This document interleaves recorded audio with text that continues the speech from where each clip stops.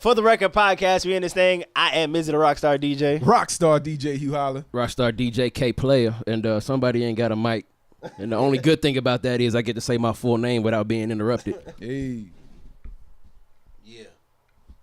That guy. Yeah. Oh, my gosh. It's going to be one of them episodes. One of them. I don't know. Nigga, grab the mic. It's about to go right back to you. What the fuck can you do this week? Yeah, for real. Like,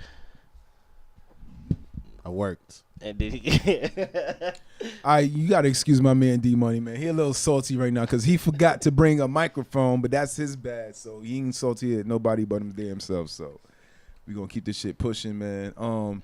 Yeah, so this weekend, I worked my damn ass off at the radio station. Hello. I did a Saturday morning, Saturday night, then had to wake my ass up again Sunday morning. That's after a Saturday evening of fucking with this guy, Mizzy, at his event and getting twisted at the motherfucking, what is it, like the Urban Lounge or whatever? Daytox, baby. Daytox. Daytox, man. That shit was super lit. You know what I mean? I was throwing them back over there. So, I mean, all in all, it was a good weekend, though. That sounds like my old radio schedule over there hot, man. When I was there on the weekends, I did midnight and noon. So I did midnight going into Saturday. Then I did noon Saturday. Then I did midnight Saturday going into Sunday. And then back noon on Sunday. Yeah, see? Yeah, so, I mean, that's basically what it was for me this weekend. But I can say the good thing about it was all my samples was right where I left them. You know? Oh, yeah, hell yeah. I didn't have to add nothing. I didn't have to erase shit. I could have just picked up where I left off. So right, back like you never left in that thing. Yeah, exactly. He was in there feeling like D-Money. Right, Right. That bank don't go nowhere. Yeah, Money got his own bank. My week was cool. I actually don't even remember what the hell I did this last week other than DJ. You was working your ass off because I remember everybody got out. What was it, like Friday night for Cinco de Mayo? Because shout out my man D-Money. He ain't got a mic, so he can't really like speak on his own behalf. So, I'm gonna speak for him. D-Money was at turmeric with my man Mizzy over here. So I remember everybody was talking about going out and hitting up that spot, but. Hey, I was having my little daddy-daughter time. We was at home watching Jumanji. We made it through the first 20 minutes before she passed out. So sounds shout about out right to Shorty. And yeah. So I mean, I know that y'all was out there getting it in. Man, give D-Money the goddamn mic. He did a lot of cool shit this weekend, so he don't have a choice to be fucking silent. Look at D-Money over here, just looking on at Instagram. his timeline. yeah, on looking Instagram. at his memories from the It weekend. was Cinco de Mayo too, and in celebration of Cinco de Mayo, we are all drinking tequila. Well, nigga, you and me. Speak for you yourself. and me are drinking tequila. Money ain't drinking at all, and he was over here on that vodka. on not tequila. Yeah, Money's still drunk. That's why Money about to go back to drinking after he leaves. So. Yeah, he is. All right, Money. Drunk Money.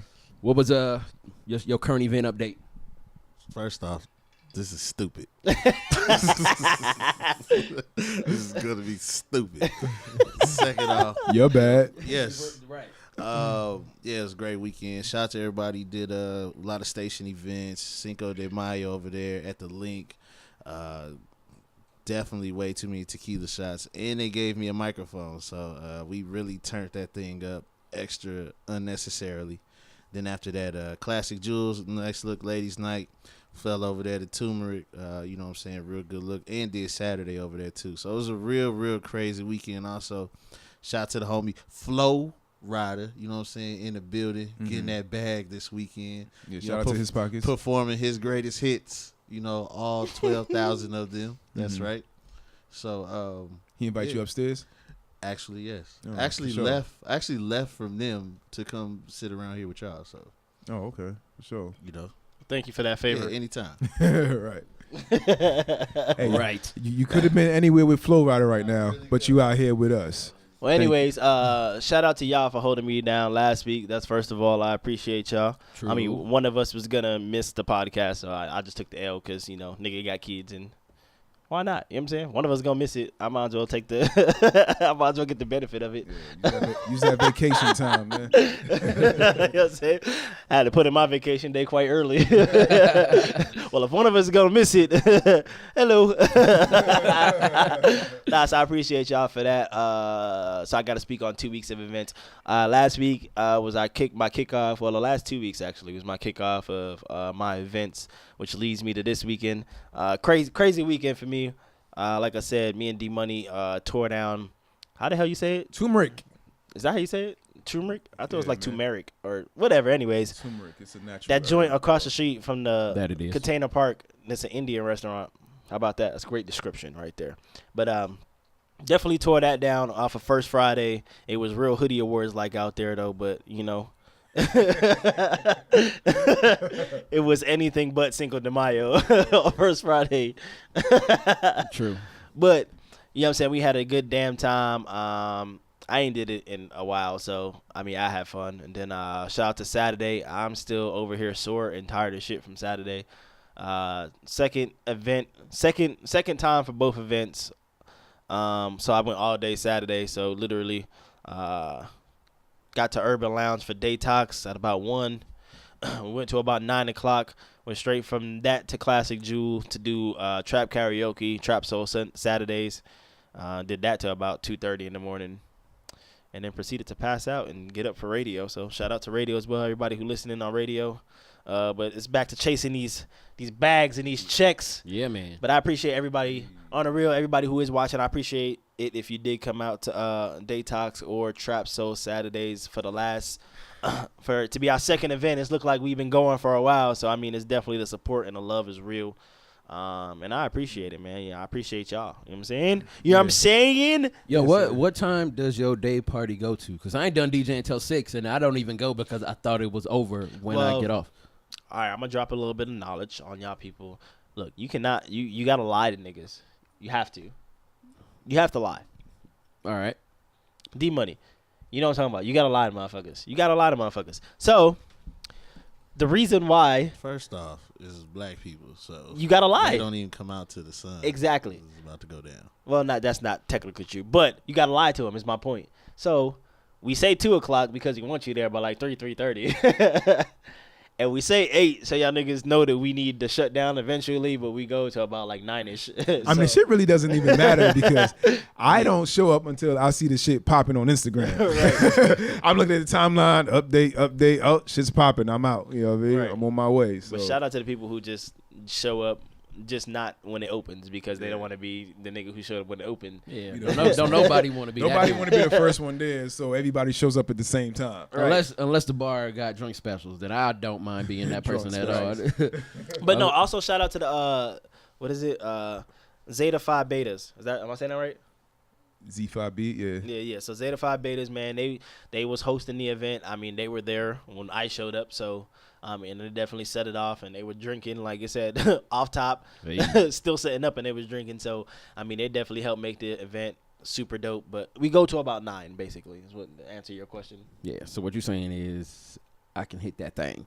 Absolutely. So I'll be in there on Saturday. And then even if you can't, we go straight to trap karaoke afterwards. So, and shout out to everybody who went to trap karaoke too, because literally talking about being early.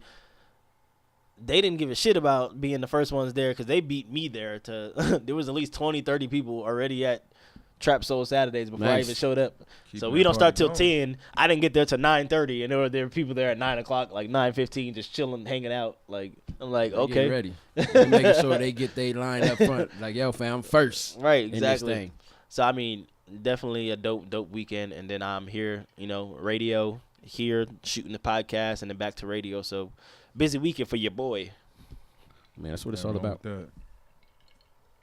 Money, anything to add? No? Money Okay. all right. You got a choice. Just saying. So let's get to some topics, man. You know what I'm saying? We're going to jump right into it. Talk about music. Try to always start off with music. So Rae Sremmurd dropped an album,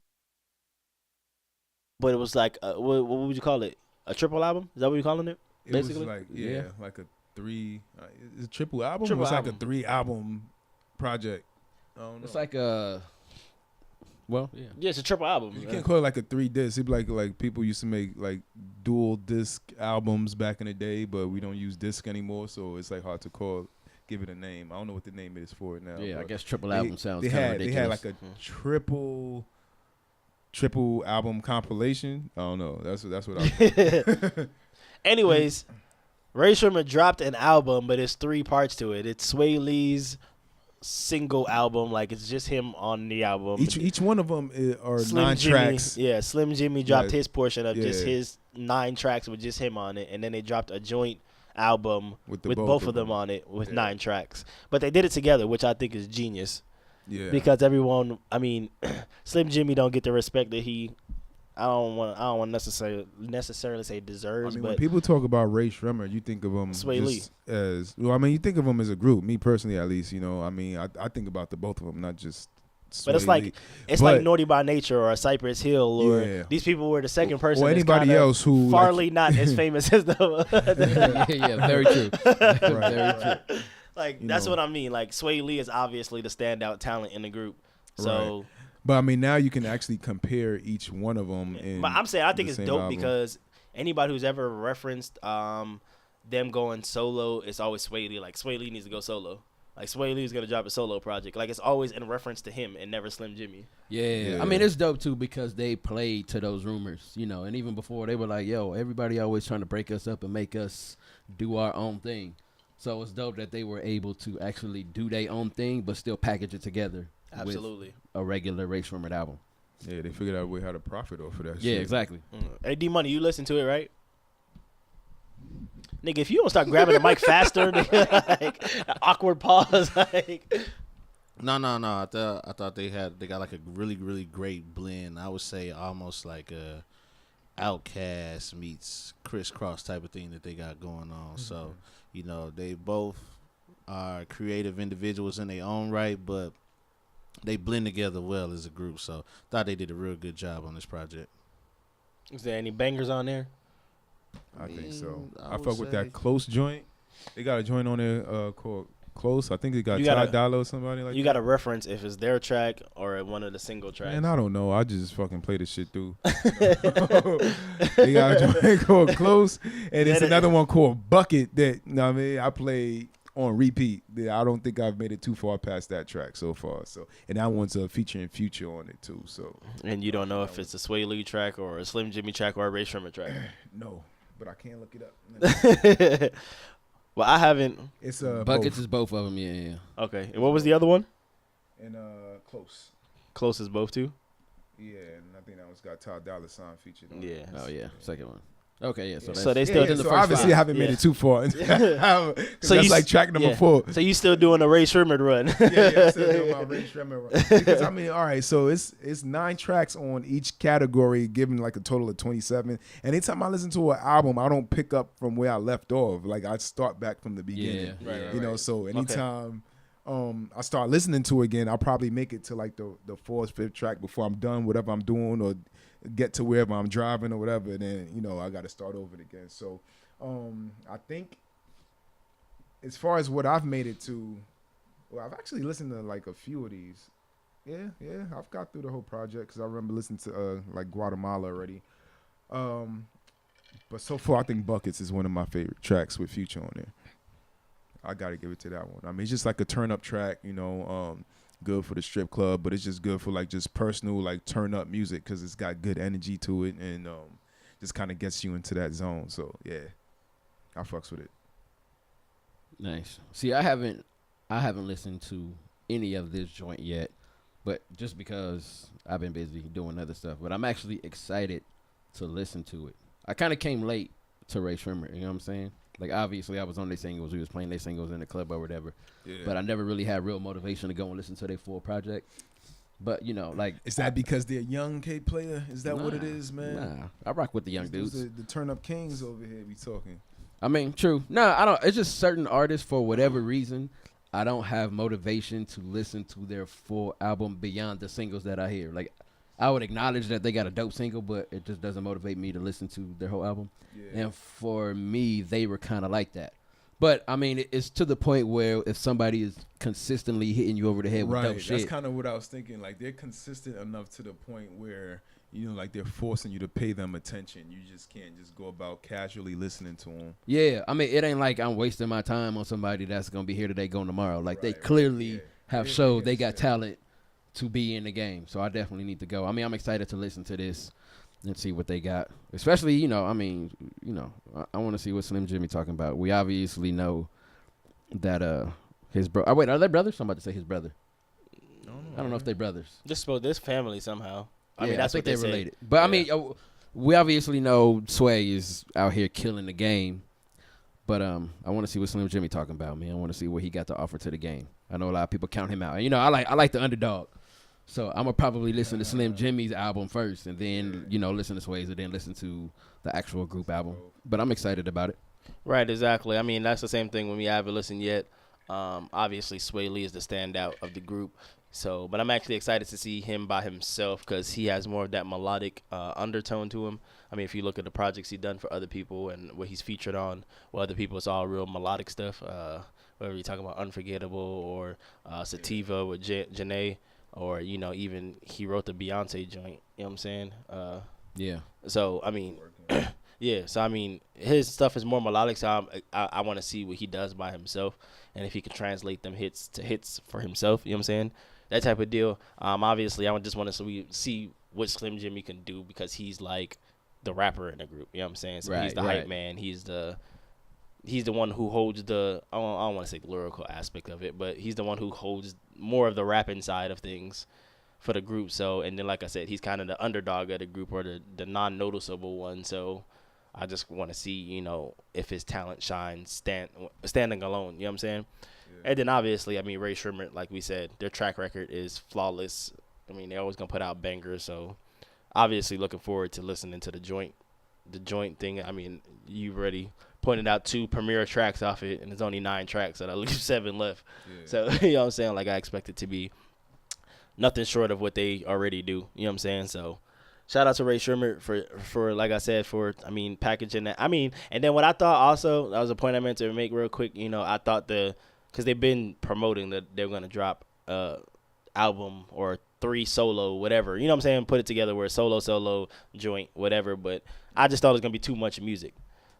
So I thought it was kind of creative for them to do 9, 9, and 9 because it doesn't get over. Like, together it sounds crazy. Like, it sounds overwhelming. What is it, 27 you said? 27 tracks. Like, that sounds crazy to listen to. But then when you're like, all right, you get Swae Lee for 9 tracks. I can make it through Swae Lee for 9 tracks. Then it's like, all right, next up you got Rae Sremmurd for 9 tracks. All right, I can make it through. I can listen to 9 tracks. Then you finish off with the 9, you know what I'm saying? Like, I think that was genius the way they kind of packaged it that way to where it's not, overwhelming. I don't know, man. I'm starting to think that we can start to come to expect this more often out of artists where they just dropping a bunch of songs on one album and just hoping that something sticks from it. Because you don't have to print CDs anymore like you used to where like the memory space is limited and you have to come with your best stuff. So now you see artists more often than not dropping like 20 plus tracks on a single album. So the fact that this one has 27, I think that's kind of the precedence of what we can continue to expect from artists moving forward. I mean, it's not all right. So Chris Brown, he dropped his album like 2 months ago, and he had like 20 something tracks on there too. No, he had 45. Yeah, tracks. Oh, excuse me, 45. Yeah. No, but that came out a while ago because I think that came out on Halloween. But so it came out Halloween. Like I still that's just too many. Yeah, like, I didn't even make it through half of it. Yeah, that's is what I'm saying. So maybe I only listen to 20 something tracks out of it, but at the same time, it's like the reason you can do that is because it's not on a CD. You know how expensive that CD would be. Right. If you had to buy Chris Brown CD back in the day, like where it's a whole damn box set. Yeah, you got four CDs in one package. Right. You're dropping $50 on a Chris Brown album, which nowadays what you do is like, okay, whatever streaming source that you have or what you're doing to listen to music, you could just either stream it or download it, and it's that easy. So, I mean, I think the fact that the industry has went more of the digital route as far as streaming or downloads, you can start just putting a whole bunch of songs. You don't have to pick the best of the best to throw on an album anymore. And to me, I feel in a sense that's kind of what Rae Sremmurd did with this.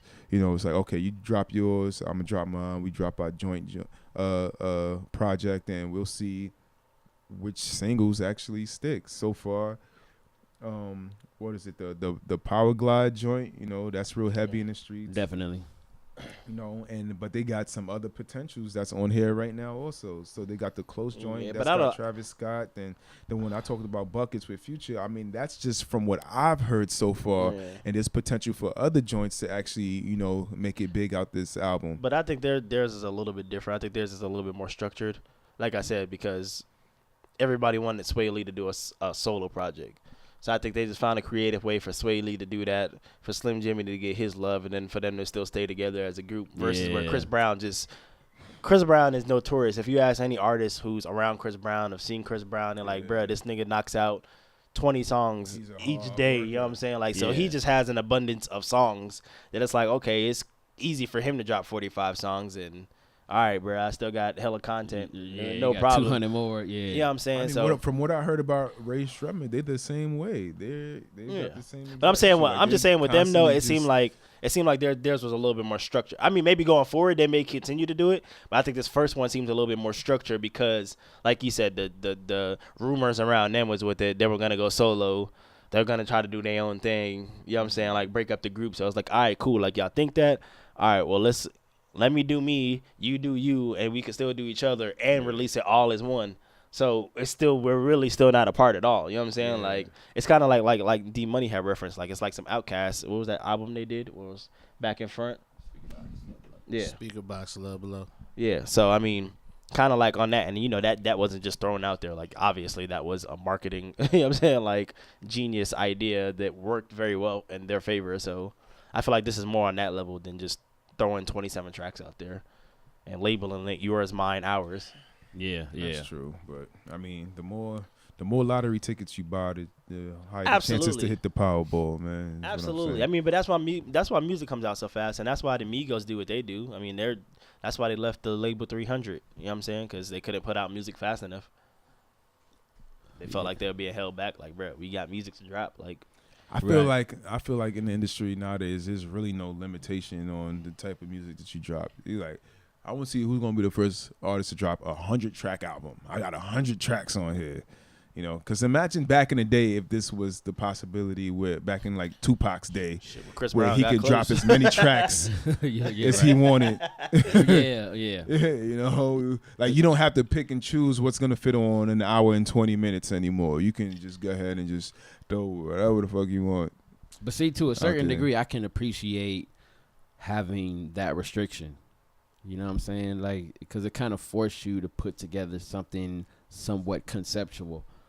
Or if it ain't conceptual, at least something that you like, yo, all right, I only got 120 minutes of content I could put on this project. I need to make sure, A, there's no filler, and B, they all work well together. Like now you can kind of put out like playlists. It's just a whole bunch of randomness. I think it's a lose-lose battle because either way, what I look at it is either way you're going to be restricted in some shape or form. So the reason why people, you know what I'm saying, like obviously it started out as like a formula for the labels. Like, all right, cool, like you need to put out this, we're going to work this track and take this long on this track before you release another track.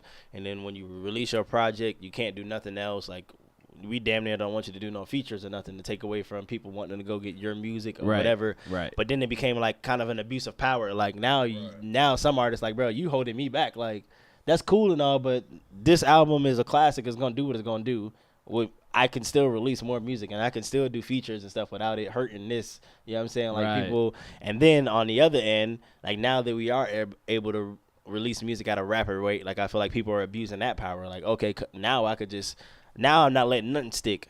Right. I'm going to get this little buzz up and then move on to the next thing. Get this little buzz up, move on to the next thing. Then it's just like, bro, like now you're not even trying to work I feel nothing. Ultimately, it's just going to get to a point of just oversaturation when it comes to music. There's way too much music to consume that you can't really take anything in to where you lost the possibility that nothing ends up being a classic because it's like that could have been a classic, but I was only on that for about like 2-3 days and then I moved on to the next joint. I think we're definitely in that era now.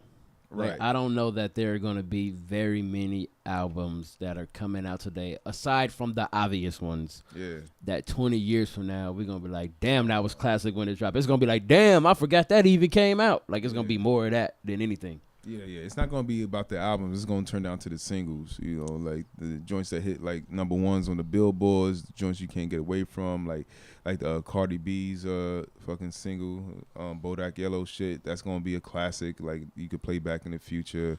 Fucking Young M.A. You know, that Ooh joint might be a classic. Man. But we talking about tracks though. Please, I'm about to say you grouping the wrong motherfuckers together. Like no, that sounds crazy. Nah, I mean, it's not about grouping them together. I'm talking about individual singles. I got you. I'm just saying the way you group them popping. together though sounded wild. It's not a comparison type of thing, you know. It's just more so we talking about like albums and like things that's gonna stick around in the future. And I don't think that there's really any albums that's gonna stick around, especially Cardi like B's when you listen to music, you don't even have to buy the albums anymore. You can just buy the singles. Like I just fuck with this one track. I just want this track. That's it. Before I move on to addressing that, you was gonna touch on it before I jump? I mean, we are in the age where the marketplace has already told the industry that they want the new music, so it's just the lifespan for these records is basically the snap of a finger because everybody wants the new music. I mean, the consumer always wanted the new music, but they just didn't have the mediums like they do now to get it out. You know what I'm saying? People can get their music out so many different ways now, and the industry has always been built on the next hot thing. So it's just like y'all said, that age is we are in the new age right now. This is what it is. Yeah. So you think Cardi B's album not gonna stick? No. For real?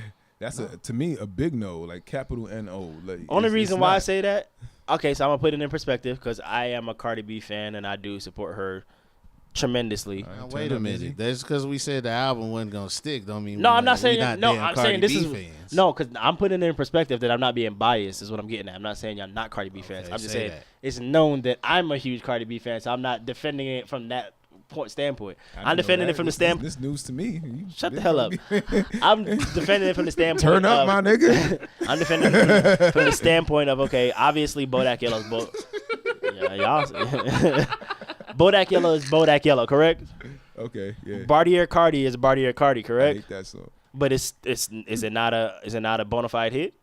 It's a hit. hit. I don't know about classic. Yeah. I'm not gonna say it's classic, but I'm talking about stuff that's hitting the charts and it's sticking on the charts, that's lasting on the charts. Well, yeah. Okay, so it's definitely on the charts. That's a fact. Okay, but this is all. But you're not letting me finish my point. This is all on the same album. So you got Bodak Yellow, you got Bartier Cardi, you got Be Careful, which fell off and then it's back on and is climbing like a motherfucker. Now people are sticking.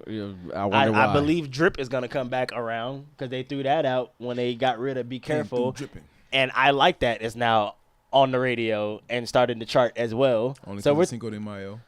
No, they put it on the radio before that. I mean, that shit is gonna fall all the way off. You think so? Yes. I mean, no, I don't think so because I don't think so at all. Like the Latin presence in hip hop is crazy right now. It's growing very rapid. I mean, it's already been crazy and it's growing more mainstream. Yeah, I should say that. It's been crazy, but it's definitely getting more mainstream. I mean, you can see that with all these Latin remixes. So that's my point. So that's what 5-6 songs right there alone that are all on radio and charting, and so it's all on one album. But I don't. True, to your point. True, like it ain't a bad album. It's a dope album. I just personally don't think it's going to withstand the test of time. I think it will. Like it's a hot right now album. Yeah. But I just think because so many singles off of the album are reaching radio and making this impact that I'm not saying that there's gonna be an album you be like, oh, remember, but I think it'll be an album you'll come back across and you'll be able to look at it like, damn, like half of that album like made stupid noise on top of the rest of it was okay. Like, you know what I'm saying? Like, so when you look at most albums, like not a lot of classic albums are like songs that all made it to the radio and did whatever, but those albums that did are considered classic. I don't know. I mean, when I think about classic albums, I think about albums that actually brings back memories to the person who was listening to the joint, right? So if you're listening to an album like, oh, this reminds me of back in the day also when older, this and this was happening. Yeah, so I have more perspective is what that means. You know, so I think that No. What the fuck? I mean, yeah, I've been through more. Tell me, okay. Let me. Why you try to package that up real smooth? What album has dropped recently, since you have perspective, that is a classic? That's exactly my point. Like, there's not classic albums that's coming out.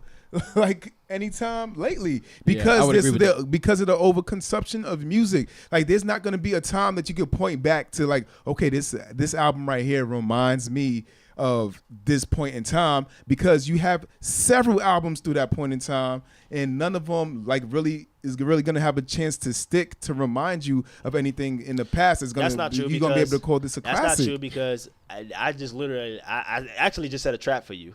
Because you got stuff like Nipsey Hussle's album, I feel like would be a classic. You got Jay-Z's 444 to drop that I feel like would be a classic. Okay. You got Kendrick's album to drop that I feel like would be a classic. You got Drake's album that could arguably end up being a fucking classic. So these are people that I'm saying that drop albums now that can be considered classics in this day and age of people dropping fucking 100 songs a goddamn year. You got a point with, the Jay-Z.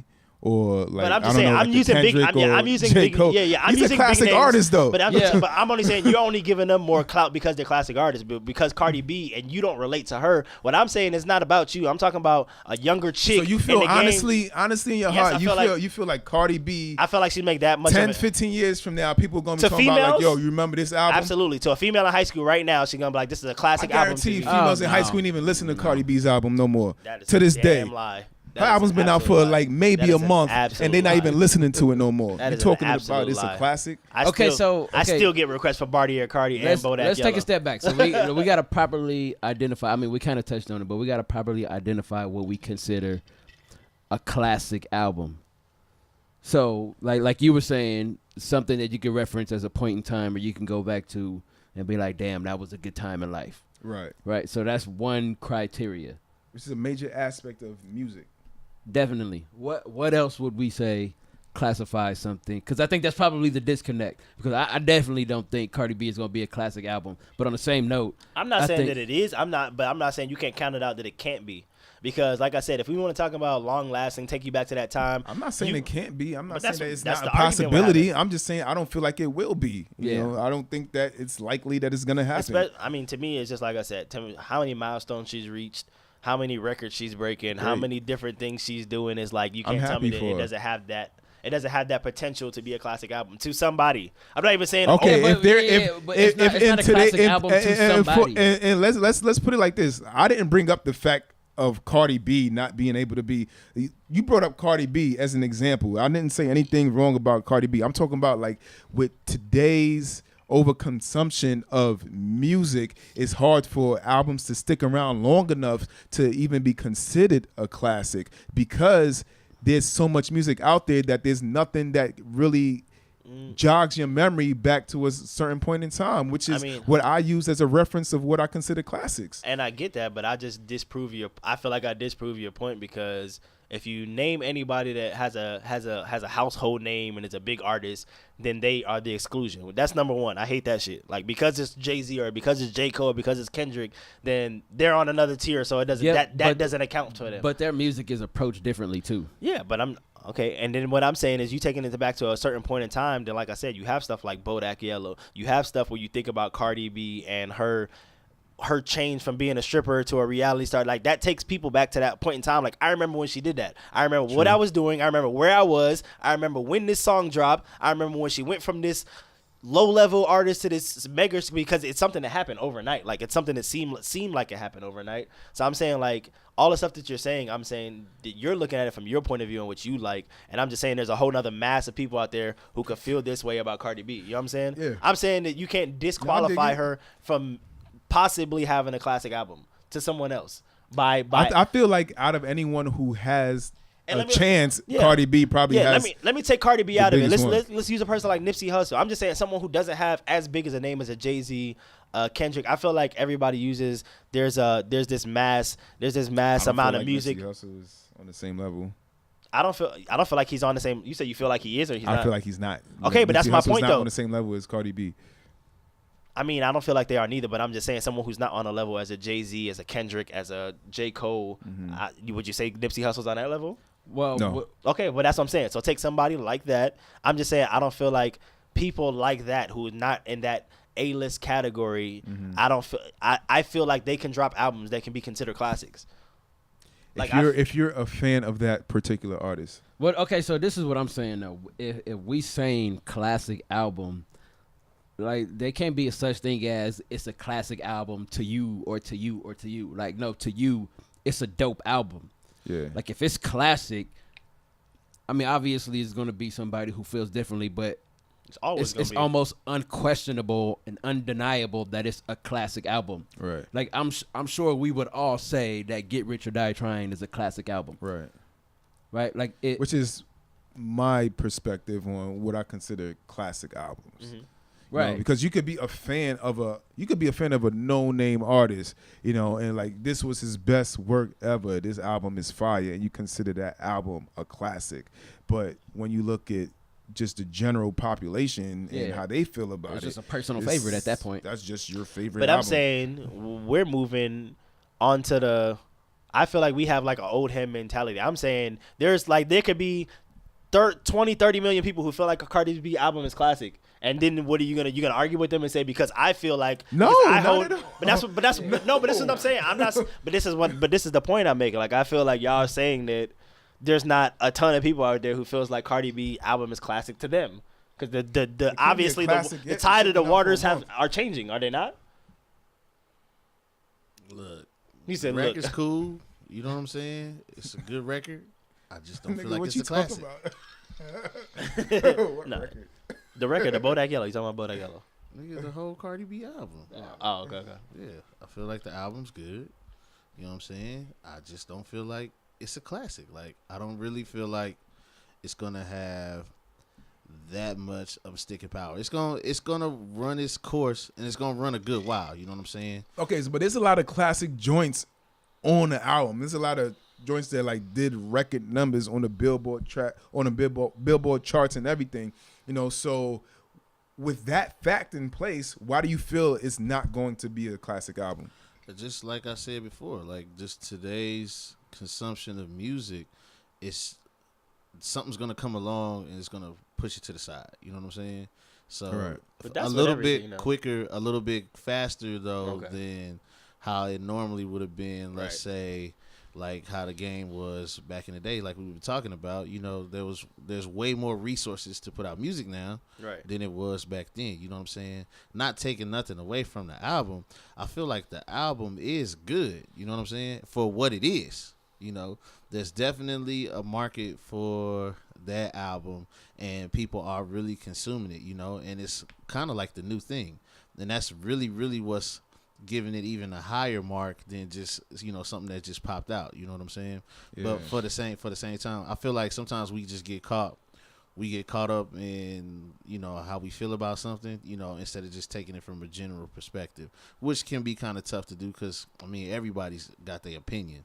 But for the most part, I think for the masses, I feel like the masses like really likes this album.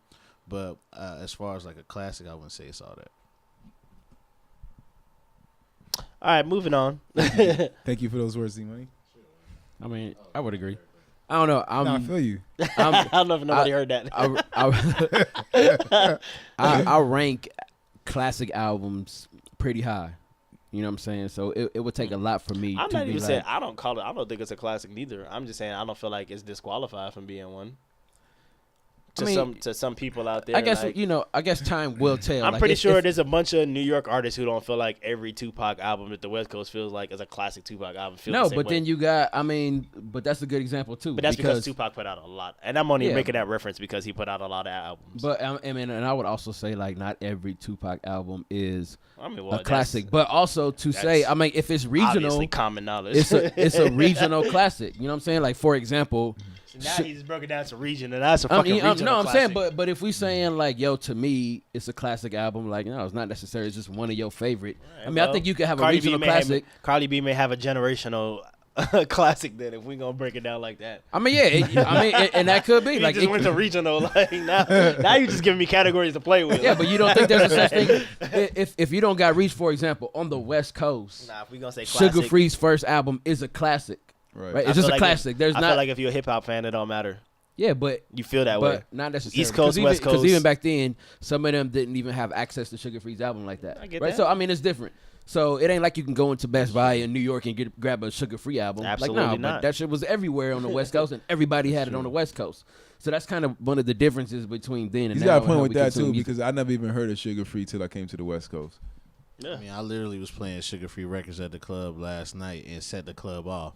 And my man from New York was like, I've never heard any of these songs in my life. You know what I'm saying? It blew my mind when I first came to the West because like Sugar Free was popping at that time, and that like fucking white bullshitting song, like that shit was like real heavy in the streets, and like people be rapping literally every single word to that shit. I was like, yo, I've never heard this fucking song a day in my life. And we talking about like females like just going in, just spitting every word to Sugar Free shit, and I'm like, who's this guy now? Yeah. I mean, but yeah, like to that point, that's why I would say an album like that is a regional classic. Shit, yeah, right. But I wouldn't necessarily feel like everything needs to be broken down in the regions or everything like that. It's just certain anomalies. I mean, that come you out. could break things down into categories to the point to where everyone's got a know. Yeah, everybody is fitting. Like I feel like Big L is like classic on the East Coast, right? But he didn't really penetrate the West Coast, so you can't really ask somebody from the West Coast about the impact of Big L because he wasn't around long enough to you put some Big L shit. I could probably rap every word to that shit. Further proving my point though, low key, because I'm just saying like this could be how young people feel about Cardi B versus what we feel is the normal classic, and by their standards, I'm just saying. But like, I'm talking the way about we're like like general splitting standards. it up and breaking it down, like that's what I'm saying. Like, okay, there could be fucking 3 million fucking 16-year-old girls who feel like, man, Cardi B, this is the best album I've ever heard of. I'm just saying, they don't know good music. Do you think that's not music? I'm just saying. Some old head shit, right? Soulja Boy is real hip hop according to some kid at this exactly. park one This day. is the exact point I'm making right now. Like, but that's bullshit though, and everybody knows it. And everybody knows it. so they all know that's bullshit. They know it deep down inside. Said D Money, man, when you gonna play some real hip hop? Fam, I'm playing EPMD right now. Nah, fam, fuck all that. When you gonna drop that dump? That's actually how that conversation went that day, for real. Oh gosh.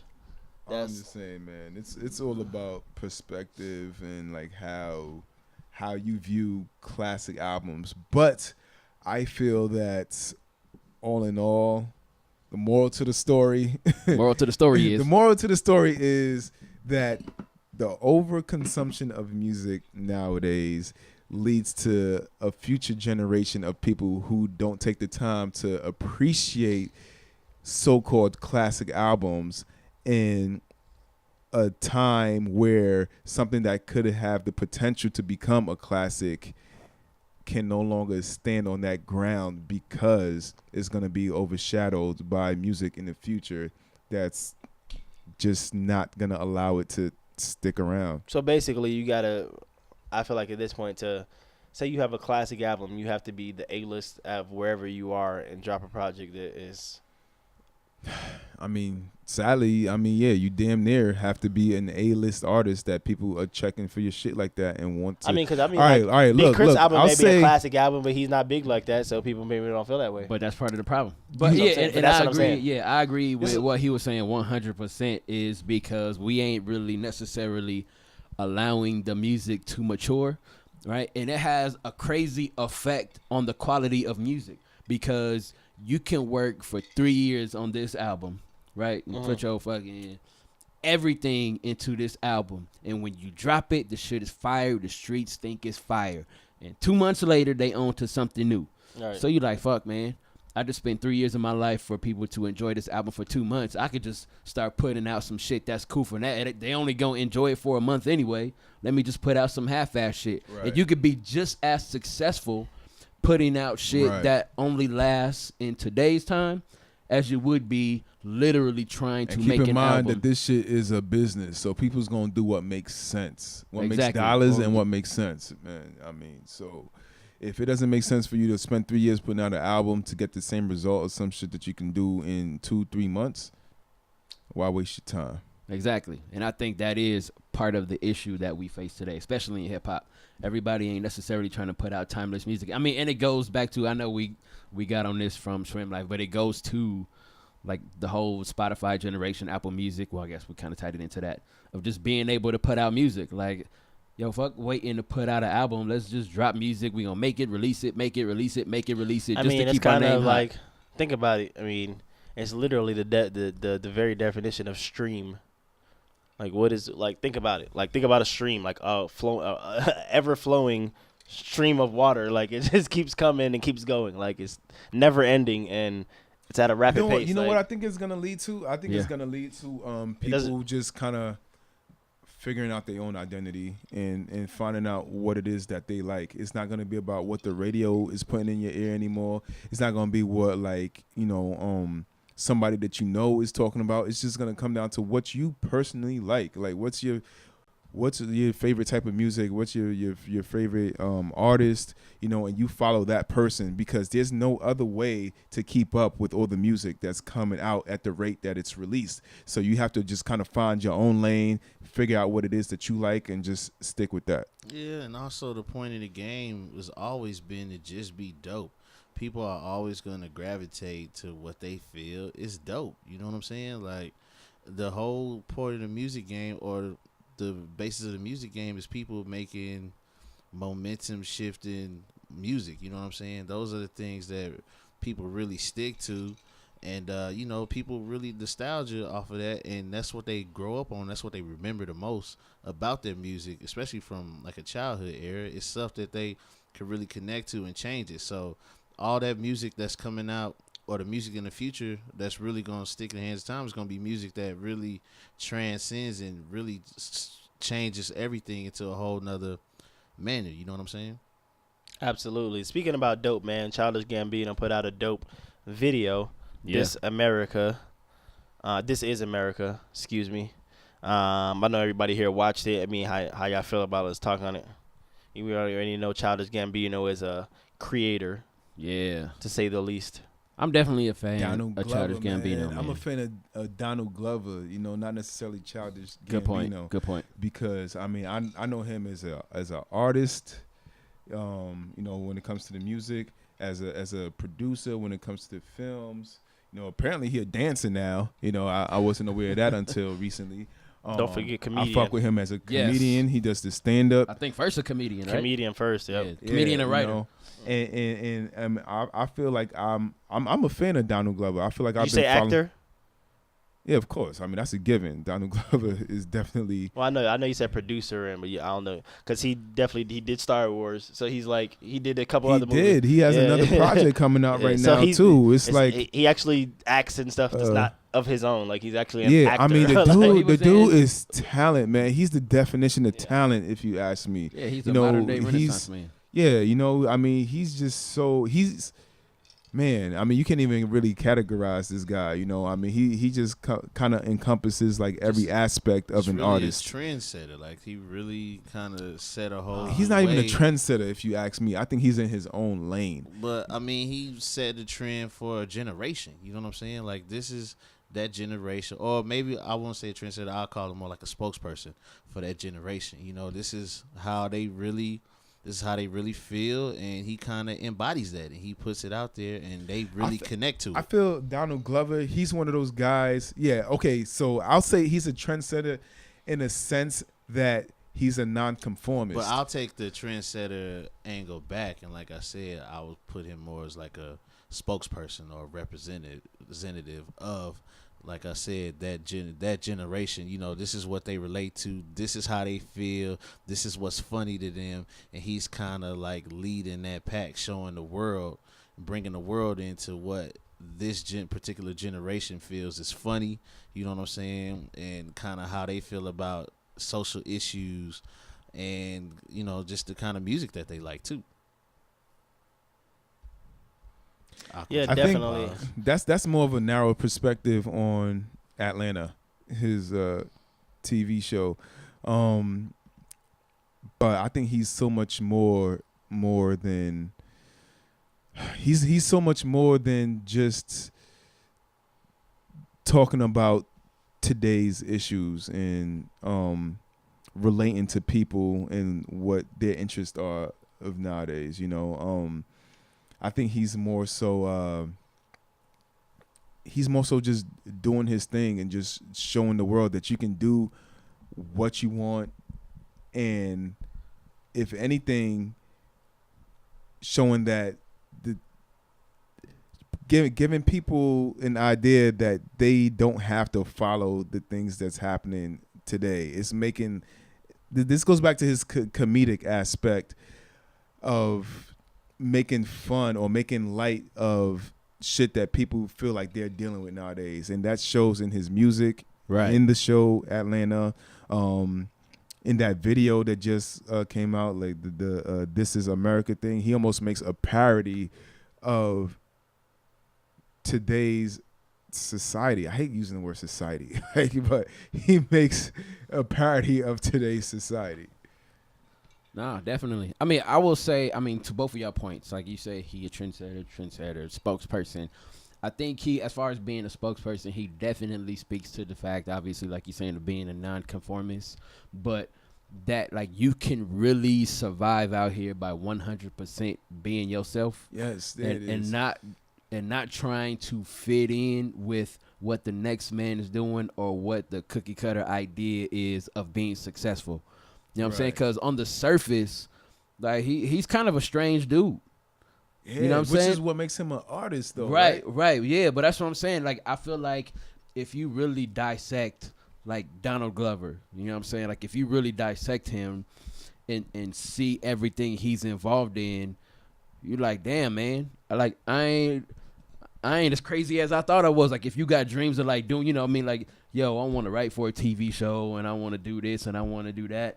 Like he's setting the blueprint for this generation on how to do that. So I guess that speaks to, you saying that he's a spokesperson because he's real live in the flesh, really out here doing, he got his hands into shit that's not even necessarily related to the next thing. You know what I'm saying? Like, obviously it's entertainment at the end of the day. Yeah.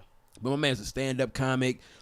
He's a writer on a TV show. Well, even before this, he was a writer on, what's that, Third Rock from the Sun? Yeah. I believe, yeah. So he was a writer on that. He was on, I got to look it up because I might be, this is just what I think I know about him. But on Community, I never saw the show, but I think that's where he came out on a show called Community. You know what I'm saying? And obviously the Childish Gambino albums are fire. So my man is writing. Well, he's writing comedy. He's doing stand-up. He's fucking rapping his ass off. He's creating and producing music. Like, this right here is who we need to be looking at as an example of not putting a limitation on your talent and on your passion. And definitely I feel like he's the most talented of those people who do that because I forgot what it's called, but, he's definitely going to be in the class with John Legend and Common because they're two. I forgot. I know Common has won. Common, but not even that. Like, Common has won an Emmy, a Grammy, and an Oscar. Yeah. So only thing he has to win is a Tony Award. Yeah. And then who the hell else did I say? Oh, John Legend has won the same 3, but a different one. But the 4 is Emmy, Grammy, Tony, and Oscar. Yeah. So I think Childish Gambino is gonna propel himself into that category as well. Like, and that's obviously that's, like I said, doing music, doing television, doing these. I feel if he does accomplish all of those things, that he probably deserves it the most because he comes off as the one who's done it the most naturally without actually trying to do it, without chasing these accolades. He's just naturally a talented, gifted person. You know what I'm saying? Like, he transcends into all these different categories, but it's not like I'm trying to do this. It's like, no, I can do this and I'm going to do this because this is what I do. Like, I happen to be a great rapper, an amazing artist who can make music. Especially, it's not even like make popular music. I'm gonna make music that I like to make, that happens to be dope as shit. Mm-hmm. You know what I'm saying? I'm gonna make the movies and the TV shows that I like, that I think are dope as shit, and that y'all are gonna feel. You know what I'm saying? And then I'm gonna do the type of comedy that I think is fucking funny, because he's not your Kevin Hart type of comic. You know what I'm saying? Like, he's not your any comedy that you want to do out. Like, everything that he does, he finds his lane the way he wants to do it. And there's like a twisted humor in it. And you got to be tapped in to even get the humor. Exactly. You know exactly.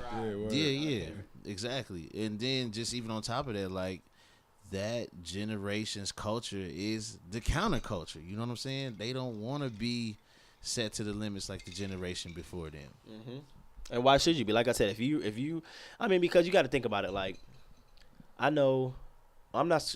Again, we're gonna go back to a coast to coast type thing, not to separate us, but no, I'm just saying I don't know. I did go to school over here, and I know like it's very sports heavy over here. I mean, but it does have other stuff. But in New York, you just had the option to do so many different things. So I know in New York, I was very extracurricular. Like I did a ton of shit. You know what I'm saying? I did play ball, I did steel band, I did step, I did dance, I did, you know what I'm saying? Like I had all these. So my point, I say that to say, my point is if you grew up doing these things and this is what you're naturally talented at, more than one thing, then why, because I became a rapper, because I became a comedian, I have to stay in this lane? Like, no, bro, I've been doing all this shit my whole damn life. Like, you know what I'm saying? Like, why do I have to, because I got famous doing this don't mean I have to stay in this lane and not do nothing else. You know what I'm saying? Like, especially with him, like, I think people are kind of used to people seeing doing two things, but when you get into 3-4 different things, like, why not? If that's what I'm comfortable with doing and I'm good at it, then I'm not going to limit myself because, he's a famous comedian and he's a famous rapper. He can't do nothing else now. Like, absolutely not. But also today's time, it's a little bit easier to be multifaceted. You know what I'm saying? Yeah, because they want you to be. Everybody want your money. I mean, yeah, not only everybody want your money, it's just like you have the tools and the resources to kind of absolutely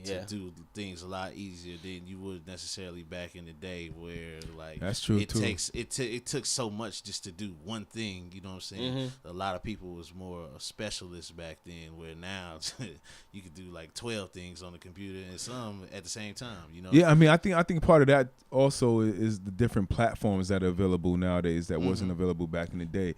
Because back in the day, if you want your shit to be recognized as a producer, you know, you had to have a deal with, you know, like Fox, ABC, NBC, HBO, Cinemax, all of that. Now everyone and anyone is getting a deal with Netflix or, you know, on FX or AMC or anything. It's so many different options nowadays to where outlets. Yeah, I mean, exactly. So I mean, you can go and try different things without having to be necessarily the best of the best, and having your stuff recognized. As like, you know, something that's gonna continue to go on. You can just try a hand at something and see if it sticks. You can even create your own medium, but also at the same time, you can say this generation has had or the generation before it kind of had to create it out of thin air. You know what I'm saying? Versus where these guys kind of seen how it's been done, seen how the successful people have done it, and it's easier for them to emulate it. I mean, but shout out to the people who are just like the creators, but I'm talking about shout out to people who are just fucking dope at what they do. Yeah, so you know how you were saying like you don't have to be the best of the best. Shout out to people who are the best of the best. Like, you know, I'm gonna take it back a little bit. Like, people don't give Queen Latifah a lot of respect that she deserves, cause she obviously was a rapper. She been acting forever. You know what I'm saying? Like, back to, you know, what is it, Living Single or whatever it was, you know what I'm saying? And then the Juice movie. I mean, she been doing movies and things like that. And then, you know, like, coming into her own, like, she started to do bigger movies. Like, people don't understand how great of a singer she is, too. Like, she could definitely hold a note and sing her ass off on top of being an amazing fucking rapper. You know what I'm saying? I mean, like, that's kind of how I feel, too, is because nowadays, like people have so many different talents. You just not just single-faceted, like D-Money was saying. So you can take the time to explore the different talents that you have, and there's so many platforms for you to release that shit on that you don't have to be just one thing. You know, like you could be an actor or a singer or a rapper or a producer or all these different things and be successful at all of them. I mean, people have literally turned themselves into a brand now, you know what I'm saying? Instead of just being a person or a specialist, they're a thing. That's why, I mean, honestly, that's why I like Donald Glover. He's I feel like anything he touches is gold, man. Definitely. I'm a fan for sure. Definitely a fan. Like I said, shout out to him. Like I said, people like Common, people like John Legend, Queen Latifah, as I mentioned. I mean, there's the community is actually growing even bigger. Fuck you laughing at? Like, because we said all of that, and we didn't talk about the song. Oh, or the video, like really. Well, the song is dope. I mean, it's definitely very obviously if you listen to the lyrics. I mean, because if you're like me, you watch the video. It's kind of like Get it together. So if you're like me, you watch the video along with the song, which can kind of be like, it can kind of like sidetrack you because you're starting to watch what the fuck is going on in the video and not really listening to the message in the music. That's true. So the message that he has in the video, I mean, obviously what the video's about, I mean, it's not like a super like storytelling video. Like he has certain points that he makes, like obviously when he shoots the dude, and like that's kind of like socially to make sure, like obviously you're paying attention to what he's saying at that point. But like the whole video is, I mean, the whole song is like actually like socially. I mean, it's called "This Is America." Yeah, but I mean, I feel going back to when I call his artistry, like a big aspect of it being the ability to make parodies out of like real issues. Right. That's what that video is. Absolutely. Yeah. You know, he's able to take shit that's happening today. Not only from, man, I mean, this shit is so deep. You got to actually see the video. It's kind of lighten the mood, but keep it serious at the same time. I don't even think it lightens the mood. I think it just, I think it more so just kind of shows how ridiculous things are. Yeah, I think, to your point, I think the intent was to make it feel like he was lightening the mood, but I think it speaks to how we view serious shit. Right. Like he killed somebody, and then 5 seconds later he doing a like dance, dancing. right? And we just forgot that he just killed somebody. Now we just focus on him But he's doing dancing. like this super like flamboyant type of dancing that kind of relates to a lot of today's artists, you know, to where it's like, is that how men dance now? Yeah, I didn't get that. I didn't think about that. Pay attention though. I mean, the shit is intentional. It's intentional if you look at the video. Keep the mic away from D-Money. No, well, hold on. Wait. Let me finish my point. Somebody say something here. Even the way he pulls the trigger on the gun, I mean, pay attention. Like, I guess that's what we he's were gonna showing. get here. One way or another. Eventually. Right. One way or another. Somebody was gonna push that issue.